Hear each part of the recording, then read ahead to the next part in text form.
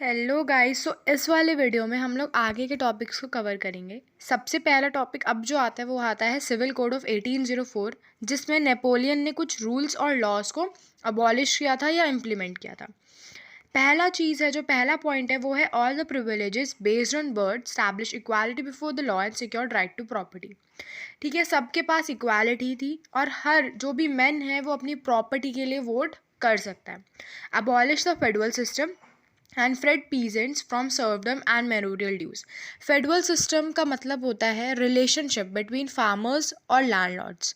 ठीक है, लैंडलॉर्ड के फार्म्स में जब भी कोई फार्मर्स काम करता है तो उनको वेजेस मिलता है।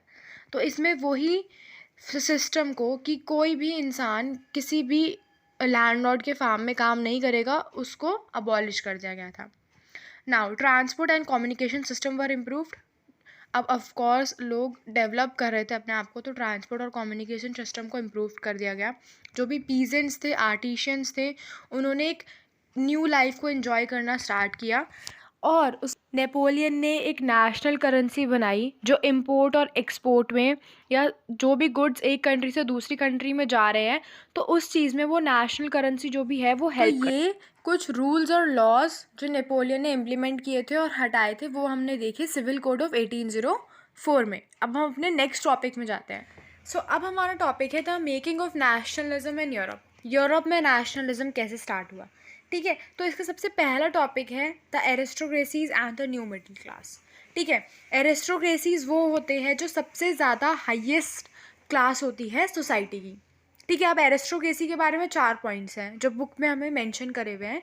दे owned estates in the countryside and also town houses. वो कंट्रीज के साइड में एकदम कोने पे उनके घर बने हुए होते थे।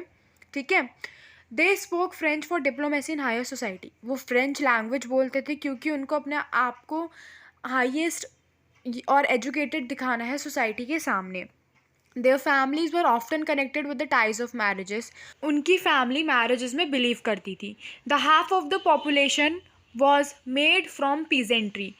हम लोग पीजेंट्स को जानते हैं, पीजेंट्स कौन होते हैं, तो एरिस्टोक्रेसी की half of the populations peasants थी।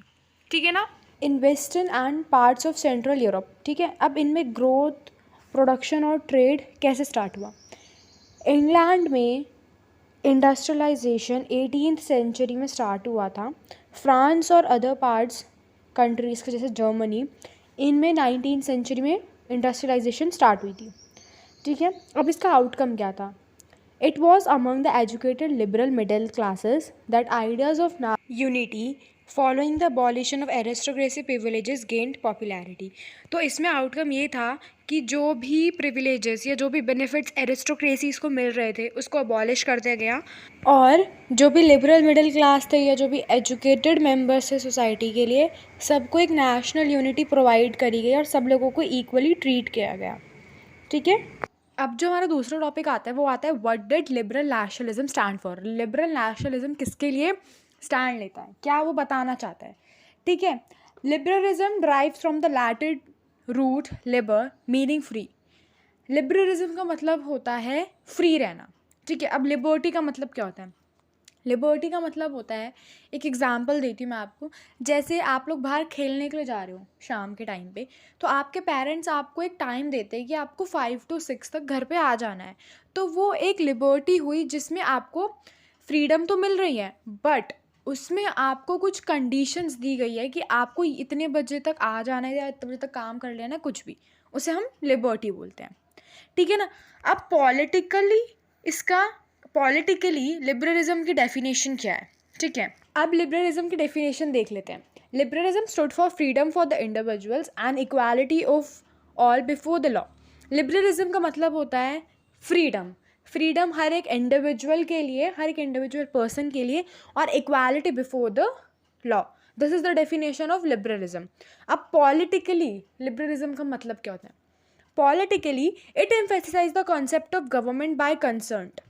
ठीक है, पॉलिटिकली मतलब of course talking about the politics. ठीक है, कॉन्सेप्ट ऑफ गवर्नमेंट मतलब लोगों को गवर्नमेंट चाहिए, ठीक है, जो उन्हें रूल कर सके। ठीक है, अब इकोनॉमिकली क्या मतलब होता है लिबरलिज्म का। Liberalism stood for the freedom of markets and the abolition of state-imposed restrictions on the movement of goods and capitals. Liberalism economic sphere में मतलब होता है कि freedom of markets, ठीक है, मार्केट में फ्रीडम होनी चाहिए कुछ भी लॉन्च करने के लिए, and the abolition of state impose restrictions on the movements of goods and Capitals. जो भी स्टेट के द्वारा रिस्ट्रिक्शंस लगाए जाते हैं गुड्स में, अगर एक गुड एक कंट्री से दूसरी कंट्री में जा रहा है तो उसमें जो भी टैक्सेस या रिस्ट्रिक्शंस लगाए जाते हैं उसे अबॉलिश करते हैं.